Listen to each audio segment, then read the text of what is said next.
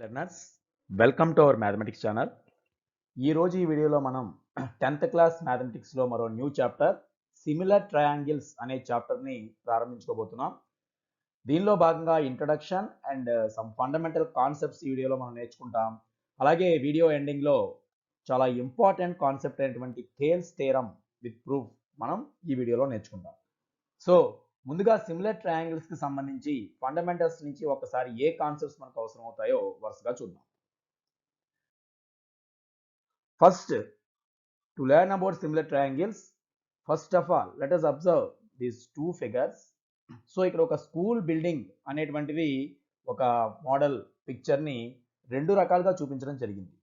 అంటే మనం ఈ టాపిక్లో నేర్చుకోబోయేటువంటి సిమిలారిటీ అనేటువంటి కాన్సెప్ట్ కోసం ఒకసారి మనం అబ్జర్వ్ చేస్తే మనం డైలీ లైఫ్లో కూడా ఈ విధంగా ఉన్న పిక్చర్ని ఎన్లార్జ్ చేసి అదేవిధంగా రెడ్యూస్ చేసి చూస్తుంటాం. అదేవిధంగా మనం మ్యాప్స్ అబ్జర్వ్ చేస్తూ ఉంటాం. అంటే ఒక పెద్దగా ఉన్నటువంటి ఒక ఏదైనా క్వాంటిటీని మనం ఒక చిన్న మ్యాప్ ద్వారా సూచిస్తాం. అదేవిధంగా సూక్ష్మజీవులు లాంటి చిన్న చిన్న వాటిని మరి పెద్ద పటాల ద్వారా మనం అధ్యయనం చేస్తాం. సో ఈ విధంగా మనం చూస్తే సపోజ్ ఈ రెండు పటాలు అబ్జర్వ్ చేస్తే మీకు సేమ్ ఒకే రకమైన బిల్డింగ్ని ఇవి చూపిస్తున్నాయి. అయినప్పటికీ మనం ఏం డిఫరెన్స్ చూపిస్తాం? వీటి యొక్క సైజులో డిఫరెన్స్ ఉంది. అంటే ఇది మనకి మినిమం కొంత తక్కువ సైజులో ఉంటే ఇది బిగ్గెస్ట్ సైజులో ఉంది. అయినప్పటికీ ఇక్కడ మనకి కనిపించేటువంటి పోలిక ఏమిటంటే సేమ్ షేప్ అన్నమాట. అంటే మొత్తం మీద షేప్లో ఏ విధమైన మార్పు ఉండదు, బట్ సైజ్ ఈజ్ డిఫరెంట్. ఈ విధంగా మన నిత్య జీవితంలో కూడా ఒకే షేప్ కలిగి ఉండి డిఫరెంట్ సైజ్ కలిగి ఉన్న వాటిని అనేకం మనం పోల్చుతూ ఉంటాం. సో ఆ సందర్భంలో మనం వాడేటువంటి వర్డే సిమిలారిటీ అన్నమాట. సో సిమిలారిటీ అనే కాన్సెప్ట్ మనకు అర్థం కావాలంటే ముందుగా ఇలాంటి పిక్చర్స్ని పోల్చి చూసుకుంటే మనకు తెలుస్తుంది. నెక్స్ట్, సో సిమిలర్ ఫిగర్స్ అనే దాని డెఫినేషన్ ముందుగా ఇస్తున్నాం చూడండి. సో సిమిలర్ ట్రయాంగిల్స్ గురించి మొత్తం స్టడీ చేసే ముందు అసలు సిమిలర్ ఫిగర్స్ అంటే ఏమిటి, వేటిని ఏ రకమైన పిక్చర్స్ని సిమిలర్ ఫిగర్స్ అని పిలవచ్చు. Two figures having the same shape but not necessarily of the same size are called similar figures.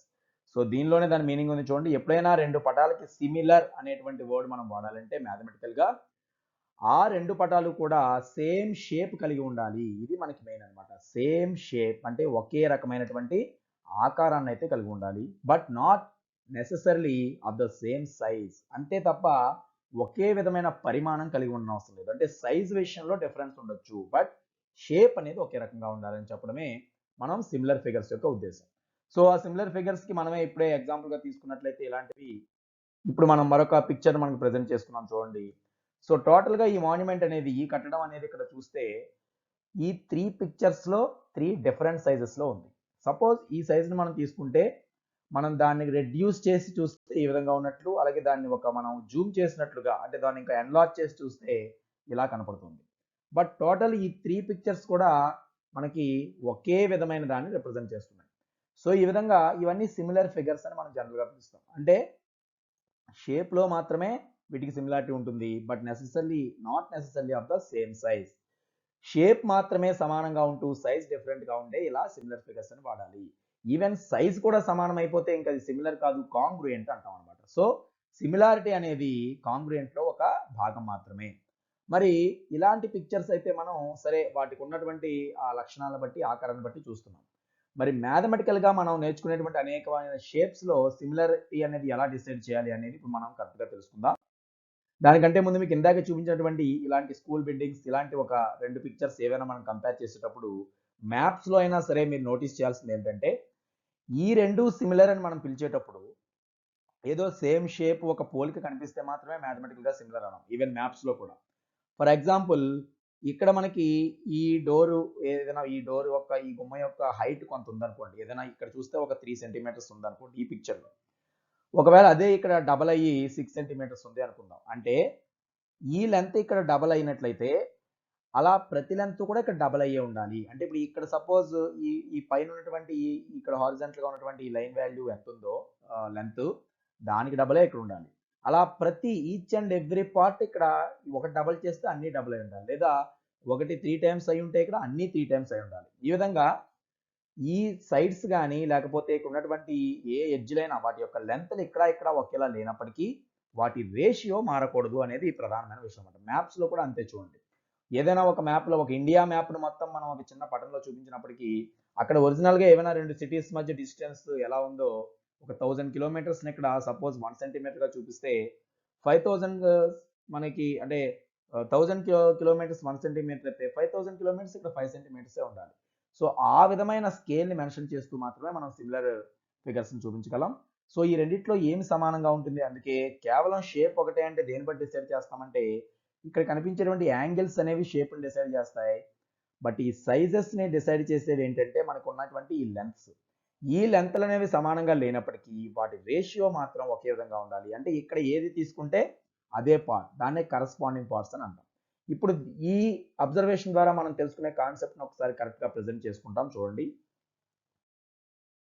So ఇప్పుడు మీకు రాసింది మ్యాథమెటికల్గా 2 polygons. Polygon means 3 or more sides కలిగి ఉన్నటువంటి ఏ విధమైనటువంటి మనం క్లోజ్డ్ డయాగ్రామ్ అయినా మనం పాలిగాన్ అంటాం. అంటే లైన్ సెగ్మెంట్స్తో ఏర్పడాలి, 3 ఆర్ మోర్ సైడ్స్ కలిగి ఉండాలి. ట్రయాంగిల్ కానీ, క్వాడ్రిలేటరల్స్ కానీ, పెంటగాన్, హెక్సగాన్ ఇవన్నీ కూడా పాలిగాన్స్. సో ఇది ఓన్లీ సిమిలర్ ట్రయాంగిల్స్కే కాకుండా టోటల్గా ఎనీ 2 పాలిగాన్స్కి వర్తించే డెఫినేషన్ చూడండి. 2 polygons of the same number of sides are similar. అంటే ఎప్పుడైనా రెండు పాలిగాన్స్ని సిమిలర్ అని ఎప్పుడు అంటాం, ఏ కండిషన్స్ పాటిస్తే అంటాం అంటే ఇక్కడ ప్రధానంగా చూడండి, there are 2 main conditions. The first condition is there corresponding angles are equal. అంటే రెండు పటాల్లో మనం సిమిలర్ అని చెప్పాలంటే ముందుగా వాటిలో కరస్పాండింగ్ యాంగిల్స్ అంటే ఒక దానిలో ఒక ప్లేస్లో ఉన్న యాంగిల్ కరెక్ట్గా దానికి రిలేటెడ్గా రెండో దానిలో అదే ప్లేస్లో ఉన్న యాంగిల్కి సమానంగా ఉండాలి. Next their corresponding sides are in the same ratio or in proportion. ఇప్పుడే మనం చూసాం చూడండి, యాంగిల్స్ గురించి ఏం చెప్పాలి, రెండు ఈక్వల్ అవ్వాలి. మరి సైడ్స్ గురించి ఏం చెప్పొచ్చు అంటే కరస్పాండింగ్ సైడ్స్ ఈక్వల్ అవ్వక్కర్లేదు, ఈక్వల్ అయితే అది ఎలాగో కాంగ్రుయెంట్ అయిపోతాయి. But they must be in the same ratio. Ratio అంటే మీకు ఇందాక చెప్పినట్లుగా ఒకటి డబల్ అయితే మరొకటి డబల్, ఒకటి మరొకటి A:2 రేషియోలో ఉన్నాయో మిగిలినవన్నీ అదేవిధంగా రావాలన్నమాట. దీన్ని మనం ఒక ఎగ్జాంపుల్ ద్వారా అర్థం చేసుకోవడానికి ప్రయత్నిద్దాం. సో మీకు ఇప్పుడు ఇక్కడ 2 పాలిగాన్స్ అన్నాం కాబట్టి నార్మల్గా ట్రయాంగిల్సే కాకుండా మీకు 5 సైడ్స్ ఉన్నటువంటి ఒక 2 పాలిగాన్స్ తీసుకున్నాం. దీస్ ఆర్ కాల్డ్ పెంటగాన్స్ అంటాం, 5 సైడ్స్ ఉంటాయి. సపోజ్ మీకు ఇక్కడ ఈ చిన్నటువంటి పాలిగాన్ ఏదైతే ఉందో తక్కువ సైజు నేను ABCDE అనే నేమ్తో సూచించాను, ఇది ఒక పాలిగాన్. సో 5 సైడ్స్ ఉంది కాబట్టి ఇట్ ఈస్ ఏ పెంటగాన్ అంటాం. అలాగే ఇక్కడ ఈ పాలిగాన్ ఉంది, దీని నేమ్స్ వేరు దీని నేమ్స్ వేరు పెడదాం, ఎందుకంటే మనకి ఇది సేమ్ కాదు కాబట్టి. ఇక్కడ వెర్టిసెస్ మనం ABCDE చూపిస్తే ఇక్కడ కూడా 5 వెర్టిసెస్ ఉన్నాయి. ఆ 5 వెర్టిసెస్కి మనం ఏమైనా డిఫరెంట్ టర్మ్స్ ఇద్దాం. సో ఇక్కడ PQRST. సో ఈ 2 కండిషన్స్ని మనం గమనిస్తే ఇక్కడ చెప్పినటువంటి 2 కండిషన్స్ వీటికి అప్లై చేస్తే మనకు మరింత అవగాహన అవుతుంది చూడండి. ఇలా ఎనీ 2 పాలిగాన్స్, ఇలా 5 సైడ్స్ ఉన్నది కానీ 4 కానీ 3 కానీ ఏవి తీసుకున్నప్పటికీ first of all their corresponding angles are equal. ఎప్పుడు ఇది సిమిలర్ అని నిజంగా ఇది దీనికి సిమిలర్ సేమ్ షేప్ అని మనం నిర్ధారించాలంటే కరస్పాండింగ్ యాంగిల్స్ ఈక్వల్గా ఉండాలి, అంతే తప్ప కేవలం మనం ఏదో కంటి చూపుతో ఈ రెండు సిమిలర్ అని చెప్పలేం. సో ఇక్కడ ఉన్నటువంటి సపోజ్ ఈ A అనేటువంటి యాంగిల్ ఉంది అనుకుందాం. ఇప్పుడు ఈ A దగ్గర ఉన్నటువంటి యాంగిల్ ఇక్కడ ఉన్నటువంటి ఏదో ఒక యాంగిల్కి అంటే అదే పొజిషన్లో మనం దీన్ని అమరిస్తే వచ్చేటువంటి సపోజ్ P అనేది తీసుకుందాం. ఈ P అనే యాంగిల్కి ఈక్వల్ అనుకుందాం. ఇలా ఇందులో ఉన్న యాంగిల్ అందులో అదే పొజిషన్లో ఏ యాంగిల్కి సమానంగా ఉంటుందో అదే మనం కరస్పాండింగ్ యాంగిల్ అంటాం. ఈ రెండింటిని ఇలా కంపేర్ చేస్తున్నాం కాబట్టి A అనేది Pకి కరస్పాండింగ్ అనుకుంటే ఏ వాల్యూ యాంగిల్ ఎంత వచ్చిందో P కూడా అంతే వచ్చి ఉండాలి. ఇలా ఆల్ కరస్పాండింగ్ యాంగిల్స్ ఈక్వల్ అయి ఉండాలి, అంటే కేవలం ఒక యాంగిల్ కాకుండా. ఇప్పుడు సపోజ్ ఇక్కడ B అనే పొజిషన్లో ఏ యాంగిల్ అయితే ఉందో సేమ్ యాంగిల్ మనకి ఇక్కడ Q దగ్గర వస్తూ, అలాగే ఈ C దగ్గర పొజిషన్లో థర్డ్ యాంగిల్ ఇక్కడ ఏదైతే ఉందో అదే ఇక్కడ R దగ్గర ఉండాలి. అలాగే ఇక్కడ D అనేది మనకి Sకి ఈక్వల్ అవ్వాలి. సో ఇలా డిఫరెంట్గా మనం చూపిస్తున్నాం అన్నమాట. ఇక్కడ మీకు అంటే ప్రతి యాంగిల్ని డిఫరెంట్ మెజర్మెంట్తో వేస్తున్నట్టుగా వేస్తున్నాను నేను. సో ఇక్కడ ఒకే సింబల్ కనిపించేటువంటి ఏ రెండు యాంగిల్స్ అయినా ఈక్వల్ అని అర్థం. ఇక ఇలా ఖాళీగా ఎంటీగా వదిలేసాం E అనే యాంగిల్, అది ఇక్కడ Tకి ఈక్వల్ అని అర్థం. సో ఇప్పుడు ఈ రెండు పటాలు మనం గమనిస్తే ఈ ఫస్ట్ కండిషన్ పాటించే విధంగా ఇక్కడ మనం సింబల్స్ చూపించాం చూడండి. Corresponding angles are equal. So angle A is equal to angle B, angle B equal to angle Q. ఈ విధంగా మనం ఇందులో ఉన్న 5 యాంగిల్స్ ఈ 5 యాంగిల్స్కి సమానంగా ఉండాలి, అలా ఉంటేనే సిమిలర్ అవుతాయి. బట్ ఓన్లీ ఒక్క కండిషన్తో సిమిలారిటీ చెప్పొచ్చా అంటే కాదు, సెకండ్ కండిషన్ కూడా మస్ట్ అండ్ షుడ్గా ఫాలో అవ్వాలి. సైడ్స్ సంబంధించి their corresponding sides are in the same ratio. ఇప్పుడు మనం కరస్పాండింగ్ యాంగిల్ అన్నాం. కరస్పాండింగ్ యాంగిల్స్ ఏ రెండు ఉన్నాయో వాటి మధ్య ఉండే సైడ్ కరస్పాండింగ్ సైడ్స్ అవుతుంది. ఇప్పుడు ఏ పీకి కరస్పాండింగ్, బి క్యూకి కరస్పాండింగ్ అయినప్పుడు ఏబి అనే సైడ్ పీక్యూ అనే సైడ్కి కరస్పాండింగ్ అవుతుంది. ఫర్ ఎగ్జాంపుల్ ఏబి పీక్యూకి ఈక్వలా అంటే కాదని మనం ఇక్కడే చెప్పొచ్చు. దీనికంటే ఇది పెద్ద సైజ్ కాబట్టి compulsory PQ is greater than AB అని మనకు తెలుసు. అదేవిధంగా QR is greater than BC. But ratio అంటే మనం ఇక్కడ సపోజ్ ఏబి అనేటువంటి సైడ్ తీసుకుని పీక్యూ అనేటువంటి సైడ్తో డివైడ్ చేస్తే, అంటే ratio means is to or by ఏదైనా ఒకటే కదా, ఏబి బై పీక్యూ వాల్యూ మనం కనుక్కుంటే ఎంత వస్తుందో ఈ రిమైనింగ్ అదే కరస్పాండింగ్ సైడ్స్ రేషియో కూడా అంతే రావాలి. So it is equal to BC by QR. ఇక్కడ బీసీ సైడ్ తీసుకుంటే దానికి కరస్పాండింగ్ ఇక్కడ క్యూఆర్ అవుతుంది. అదే వాల్యూ మళ్ళీ equal to CD by RS, మళ్ళీ same value equal to DE by అక్కడ ఉన్నటువంటి ST equal to EA or AE by TP. So ఇక్కడ మనం రాసింది అబ్జర్వ్ చేయండి, ఇక్కడ 5 సైడ్స్ ఉన్నాయి కాబట్టి ఆ 5 రేషియోస్ మనకు వచ్చాయన్నమాట. కరస్పాండింగ్ సైడ్స్ రేషియో అన్నీ ఒకేలా ఉండాలి. రేషియో సమానంగా ఉండటం అంటే ఇక్కడ చూడండి మనకు తెలుసు, రెండు ఫ్రాక్షన్స్ ఈక్వల్ అవ్వడం అంటే న్యూమరేటర్స్ డినామినేటర్ ఈక్వల్ కానవసరం లేదు. వీటిని మనం క్యాన్సిల్ చేస్తే అంటే భాగించినప్పుడు కరెక్ట్గా ఒకే ఆన్సర్ వస్తే చాలు.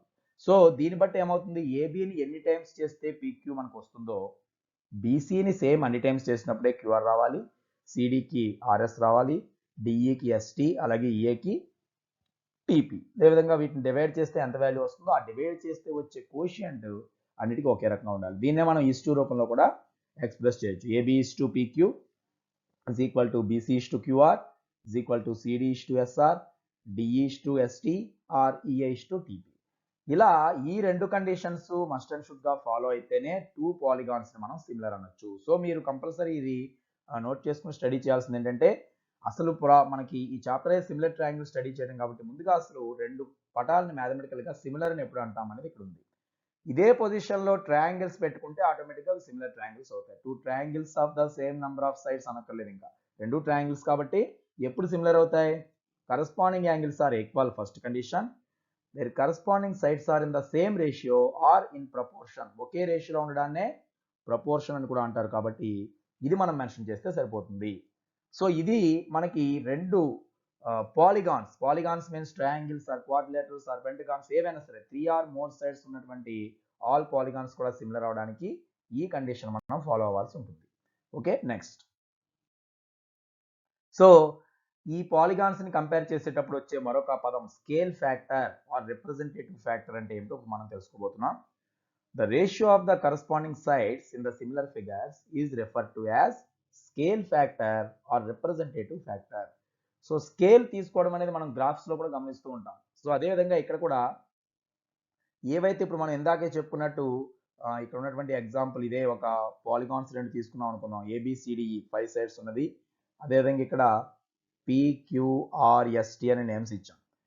ఇప్పుడు సపోజ్ ఈ రెండు నిజంగా మనకి సిమిలర్ ఫిగర్స్ అయి ఉంటే, అంటే ఆ కండిషన్స్ అన్ని పాటిస్తే ఏ రేషియో అయితే మనం కరస్పాండింగ్ సైడ్స్ కనుక్కుంటున్నామో దాన్నే స్కేల్ ఫ్యాక్టర్ అంటారు. అంటే ఇక్కడ ఈ ఏబి బై పీక్యూ చేస్తే వచ్చేది కానీ, లేదంటే క్యూఆర్ బై బీసీ చేస్తే వచ్చేది కానీ, దీన్ని మనం స్కేల్ ఫ్యాక్టర్ అంటాం. సో ఇక్కడ ఏబి బై పీక్యూ దాన్నే స్కేల్ ఫ్యాక్టర్, దాన్ని ఒక కేతో సూచిస్తే ఆల్ వాల్యూస్ అంతే అనమాట. BC by QR is equal to K, అదేవిధంగా CD by RS is equal to K, అలాగే DE by ST is equal to K, next finally EA by TP is also equal to K. అంటే ఇవన్నీ constant కాబట్టి ఏ ఒక్కటి మనం scale చెప్పినా అది అన్నిటికీ వర్తిస్తుంది, బికాజ్ ఇది సిమిలర్ అయితే.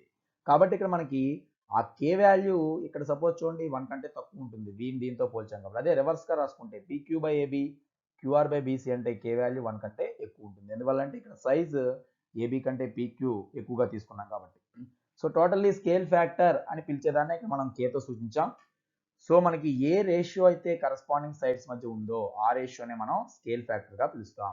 సో ఇది మనకి స్కేల్ ఫ్యాక్టర్ అనే దాని మీనింగ్ తెలియజేస్తుంది. ఇక నెక్స్ట్ కాన్సెప్ట్. సో ఇప్పుడు మనం చూసినట్లుగా figures with same shape and same size are called congruent figures. మనం ఇప్పటివరకు సిమిలర్ ఫిగర్స్ గురించి చెప్పుకున్నాం.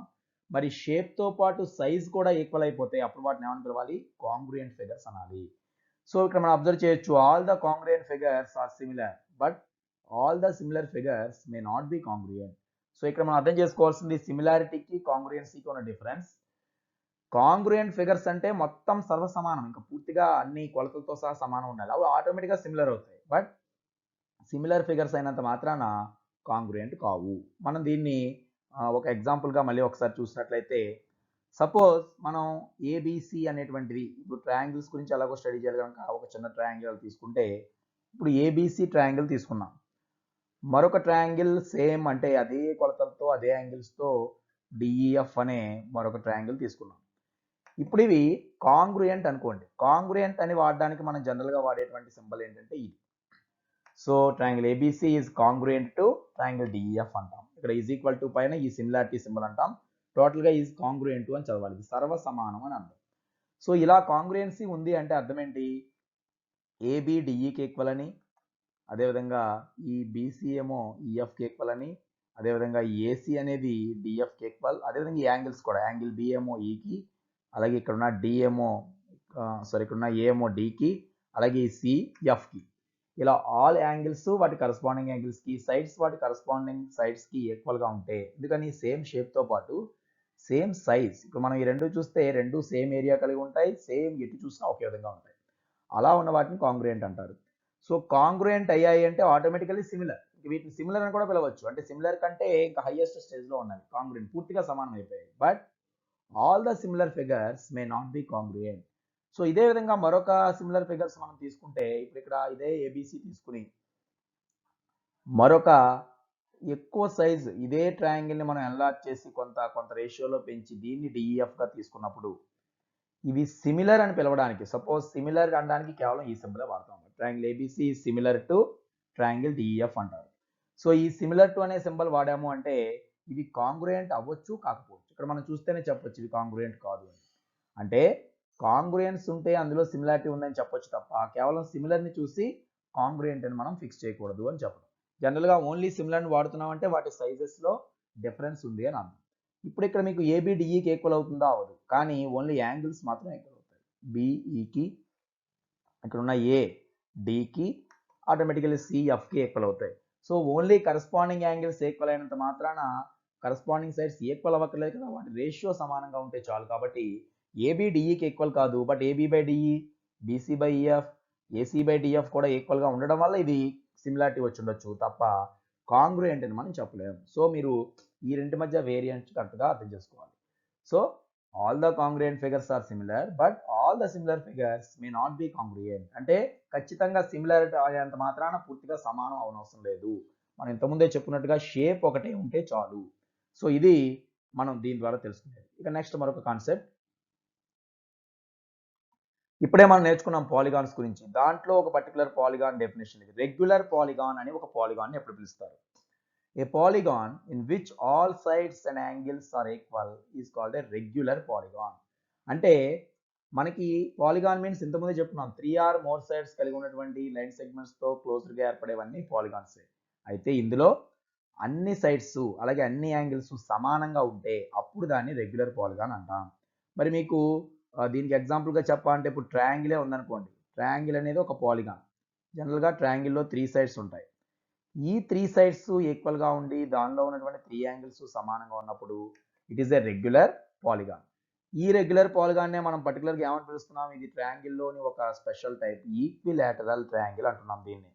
అంటే ఒక రెగ్యులర్ పాలిగాన్కి ఎగ్జాంపుల్ చెప్పమంటే ఈ ఈక్విలాటరల్ ట్రయాంగిల్ వాడచ్చు. ఇందులో 3 సైడ్స్లో పాలిగాన్ అంటే ఎన్ని సైడ్స్ అయినా ఉండొచ్చు. సో 4 సైడ్స్లో ఇలాంటి రెగ్యులర్ పాలిగాన్ మనం రాద్దామని ట్రై చేసినప్పుడు ఏమవుతుంది? 4 సైడ్స్ ఒకేలా ఉండాలి, 4 యాంగిల్స్ కూడా సమానంగా ఉండాలి.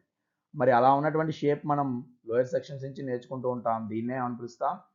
Square. So square is another regular polygon. So ఇక్కడ నేమ్ రెగ్యులర్ పాలిగాన్ అయినప్పటికీ దాంట్లో ఉన్నటువంటి ఎగ్జాంపుల్స్ మనకి ఆల్రెడీ లోయర్ సెక్షన్ నుంచి స్టడీ చేసేవే. ఈక్విలాటరల్ ట్రయాంగిల్ అనేది ఒక ఎగ్జాంపుల్, అలాగే స్క్వేర్. ఇక మనం ఇంతకుముందే చెప్పుకున్నట్లుగా ఒక 5 సైడ్స్ ఉండి ఆ 5 సైడ్స్ కూడా ఒకవేళ ఈక్వల్గా ఉన్నాయనుకోండి, ఇక్కడ ఉన్నటువంటి 5 సైడ్స్ లెంత్ ఒకటే అనుకోండి, ఇంకా నేమ్ అక్కడి నుంచి ఏం పెట్టుకుంటాం? రెగ్యులర్. 5 సైడ్స్ ఉంటే పెంటగాన్ అంటారు కాబట్టి రెగ్యులర్ పెంటగాన్ అంటాం. అలాగే 6 సైడ్స్ ఉన్నాయి, కొన్ని ఉంటాయి, 1 2 3 4 5 6. ఈ 6 సైడ్స్ కనుక సమానంగా ఉండి అన్ని యాంగిల్స్ కూడా ఈక్వల్గా ఉంటే దాన్ని మనం రెగ్యులర్ హెక్సగాన్ అంటాం. ఇలా నేమ్ని బట్టి అందులో ఉన్నటువంటి సైడ్స్ సంఖ్యను బట్టి ఆ నేమ్ మారుతూ ఉంటుంది. 3 ఉంటే ట్రయాంగిల్, 4 ఉంటే quadrilateral. So it is a regular quadrilateral. Regular quadrilateral is nothing but square. So regular triangle అనకుండా దానికే మనం స్పెషల్గా పెట్టిన నేమ్ ఈక్విలేటరల్ ట్రయాంగిల్. బట్ అక్కడి నుంచి ఇంకా regular pentagon, regular hexagon, regular heptagon, ఈ విధంగా సైడ్స్ని బట్టి వాటి నేమ్స్ వస్తూ ఉంటాయి. మరి వీటికి ఉన్న ఒక ప్రత్యేకత ఏంటంటే మీరు ఈ షేప్తో ఇప్పుడు ఇంతకుముందే చూసుకున్నాం, ఎనీ 2 ట్రయాంగిల్స్ మనం తీసుకుంటే అంటే ఒక ట్రయాంగిల్ తీసుకుని వేరే సైజ్ ఇంకో ట్రయాంగిల్ తీసుకున్నంత మాత్రాన ఇవి సిమిలర్ అవుతాయంటే మనం చెప్పలేం, 2 కండిషన్స్ చూడాలి. బట్ ఈక్విలేటరల్ ట్రయాంగిల్స్ 2 తీసుకున్నాం అనుకోండి, అంటే నిజంగా ఇది మనకి ఈక్విలేటరల్ ట్రయాంగిల్ అయ్యి ఈ పెద్ద సైజు కూడా ఈక్విలేటరల్ ట్రయాంగిల్ అయ్యింది అనుకుందాం. వీటి సైజెస్ వేరేగా ఉన్నా ఈక్విలేటరల్ అయ్యాయి అంటే వాటి యాంగిల్స్ ఆటోమేటిక్గా ఈక్వల్, అలాగే సైడ్స్ రేషియో సమానం. చూడండి దీన్ని ఇప్పుడు ఇది ఫర్ ఎగ్జాంపుల్ ఇది 3 సెంటీమీటర్స్ అయ్యి ఇది 5 సెంటీమీటర్స్ అయినప్పటికీ ఇక్కడ ప్రతి కరస్పాండింగ్ రేషియో అదే ఉంటుంది. 3/5 ఇక్కడ వస్తే ఇక్కడ కూడా 3/5 అవుతుంది, ఇటు కూడా 3/5 అవుతుంది. కాబట్టి ఇది ఆటోమేటికల్లీ సిమిలర్ అవుతుంది. అదేవిధంగా స్క్వేర్స్ ఏ రెండు తీసుకున్నా మీరు ఇక్కడ ఎంత సైడ్ ఉందో అక్కడ అంత సైడ్ లేనప్పటికీ వాటి రేషియో ఎప్పుడు మారదు కాబట్టి అన్ని యాంగిల్స్ ఎప్పుడు 90 డిగ్రీస్ ఉంటాయి కాబట్టి ఆల్ స్క్వేర్స్ ఆర్ సిమిలర్ అని చెప్పొచ్చు. సో ఈ కండిషన్ని బేస్ చేసుకుని ఇప్పుడు మనం ఒక జనరలైజ్డ్గా ఒక స్టేట్మెంట్ రాయొచ్చు అనమాట. రెగ్యులర్ పాలిగాన్ రూపంలో ఏవైనా ఉన్నప్పటికీ మనకి ఎన్ని నెంబర్ ఆఫ్ సైడ్స్తో ఉన్నప్పటికీ అవి ఆల్వేస్ సిమిలర్ అవుతాయి. సో అదే విషయం మనం ఇక్కడ మెన్షన్ చేస్తున్నాం చూడండి. సో ఆల్ రెగ్యులర్ పాలిగాన్స్, ఇక్కడ పాలిగాన్ సంబంధించి రెగ్యులర్ పాలిగాన్ సంబంధించి మనం చెప్పుకునే ముఖ్యమైన విషయం all regular polygons of same number of sides, అంటే ముందవి ఒకే నెంబర్ ఆఫ్ సైడ్స్ కలిగి ఉన్న వాటిని పోల్చాలి మనం. సపోజ్ ఇక్కడున్న ట్రయాంగిల్ని స్క్వేర్తో కంపేర్ చేయొచ్చా అంటే కంపేర్ చేయకూడదు. ఇందులో 3 సైడ్స్ ఉన్నాయి, ఇక్కడ 4 ఉన్నాయి. అలా కాకుండా ఒక ట్రయాంగిల్ ఇంకో ట్రయాంగిల్తో, ఒక స్క్వేర్ని ఇంకో స్క్వేర్తో, అంటే ఒక రెగ్యులర్ పాలిగాన్ అదే నెంబర్ ఆఫ్ సైడ్స్ ఉన్న రెగ్యులర్ పాలిగాన్తో కంపేర్ చేసేటప్పుడు all regular polygons of same number of sides are always similar అనేటువంటి మెయిన్ కాన్సెప్ట్ని ఇక్కడ మనం నేర్చుకోవచ్చు. అంటే ఎప్పుడు మనం సిమిలర్ అని గ్యారంటీగా రాయొచ్చు అంటే అది రెగ్యులర్ పాలిగాన్ తెలిసినప్పుడు ఇక మనం ఇతర కొలతలేమి చూడకుండా రాయొచ్చు. అంటే 2 స్క్వేర్స్ ఎప్పుడు సిమిలర్ అవుతాయి, 2 ఈక్విలేటరల్ ట్రయాంగిల్స్ ఎప్పుడు సిమిలర్ అవుతాయి. ఒక్కొక్కసారి పాలిగాన్ కాకుండా ఉన్న షేప్ని బట్టి చూడండి సర్కిల్స్ ఆల్సో ఆల్వేస్ సిమిలర్, వాటికి ఒక రేడియస్ మాత్రమే ఉంటుంది కాబట్టి ఇతర కొలత ఉండదు కనుక అవి కూడా సిమిలర్ అవుతాయి. సో ఈ కండిషన్ మనం కంపల్సరీగా గుర్తుపెట్టుకోవాలి. రాబోయే మనం చేసే డూ దిస్ సెక్షన్లో కూడా వీటికి సంబంధించి క్వశ్చన్స్ మనం ఫేస్ చేస్తాం. సో ఇది మనకి రెగ్యులర్ పాలిగాన్ అంటే. ఇక నెక్స్ట్, సో ఇప్పుడు మనం వరకు నేర్చుకున్న కాన్సెప్ట్లను బేస్ చేసుకుని ఒక డూ దిస్ సెక్షన్ ఇందులో చేయబోతున్నాం. పేజ్ నెంబర్ 194 టెక్స్ట్ బుక్లోని 194 పేజ్లో మీకు ఇచ్చిన డూ దిస్ సెక్షన్ మొత్తం ఒక 3 క్వశ్చన్స్ రూపంలో ఇవ్వడం జరిగింది. దాంట్లోని ఫస్ట్ ప్రాబ్లంలో మనం ఇప్పటి వరకు నేర్చుకున్న కాన్సెప్ట్స్లో కొన్నిటిని ఆధారం చేసుకుని కొన్ని బిట్స్ ఇవ్వడం జరిగింది. ఒకసారి వీటిని మనం చూద్దాం. So question number 1, fill in the blanks with similar or not similar. అంటే ఈ బ్లాంక్స్ అన్నిటిని ఇక్కడ ఉన్న 6 బ్లాంక్స్ని కూడా మనం ఈ 2 వర్డ్స్ని యూజ్ చేసి మాత్రమే ఫిల్ చేయాలి. అంటే మనం కంపేర్ చేసేది ఓన్లీ అక్కడ అడిగిన క్వశ్చన్లో అది సిమిలరా కాదా అనేది మాత్రం మనం చెప్పాల్సి ఉంది. ఇప్పటికే ఇంతకుముందే మీకు ఎక్స్ప్లెయిన్ చేసినటువంటి కాన్సెప్ట్లోనే వీటికి కొన్ని ఆన్సర్స్ ఉన్నాయి చూడండి. ఆల్ స్క్వేర్స్ ఆర్ డాష్, అంటే స్క్వేర్స్ అన్ని ఒకదానికొకటి సిమిలర్ అవుతాయా కాదా అనేది. ఇప్పుడే మనం చెప్పుకున్నాం కాన్సెప్ట్ ఏంటనేది సిమిలర్. ఇప్పుడు మనకి స్క్వేర్ అంటే ఏమిటి, ఇలా 4 సైడ్స్తో పాటుగా 4 యాంగిల్స్ ఈక్వల్గా ఉండేదాన్ని మనం స్క్వేర్ అంటాం. సో దానికంటే పెద్ద స్క్వేర్ని ఇంకొకటి తీసుకున్నప్పటికీ మనకి దీని సైడ్ వేరే ఉండొచ్చు, కానీ ఇక్కడ 4 సైడ్స్ ఈక్వల్గా ఉంటాయి, యాంగిల్స్ మాత్రం అన్నీ కూడా 90 డిగ్రీసే ఉంటాయి. ఇప్పుడు మనకి 2 కండిషన్స్లో corresponding angles always equal. So ఇక్కడ అన్ని చోట్ల 90 కాబట్టి ఏ స్క్వేర్ అయినా యాంగిల్స్ ఈక్వల్ అయిపోయాయి.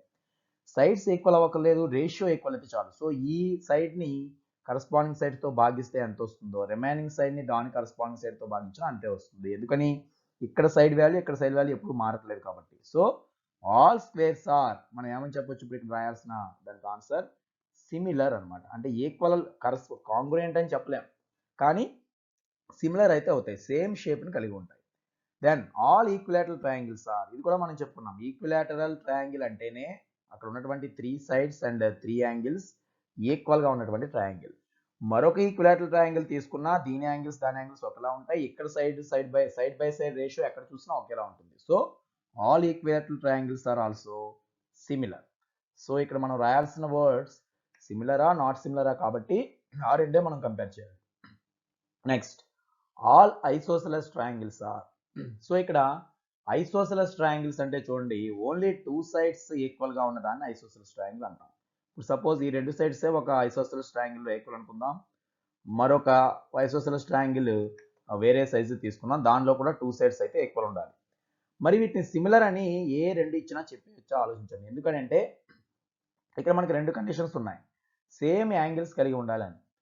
ఒక రెండు ఐసోసెలస్ ట్రయాంగిల్స్ అయినంత మాత్రాన అసలు వీటిని సేమ్ యాంగిల్స్ కలిగి ఉండాలనే రూలే లేదు. ఎందువల్లంటే ఇవి ఐసోసెలస్ అయినప్పుడు ఈ యాంగిల్ ఈక్వల్ గా ఉంటుంది వాటికి ఆపోజిట్, అంతే తప్ప అలాగే ఇక్కడ ఈక్వల్ గా ఉండొచ్చు.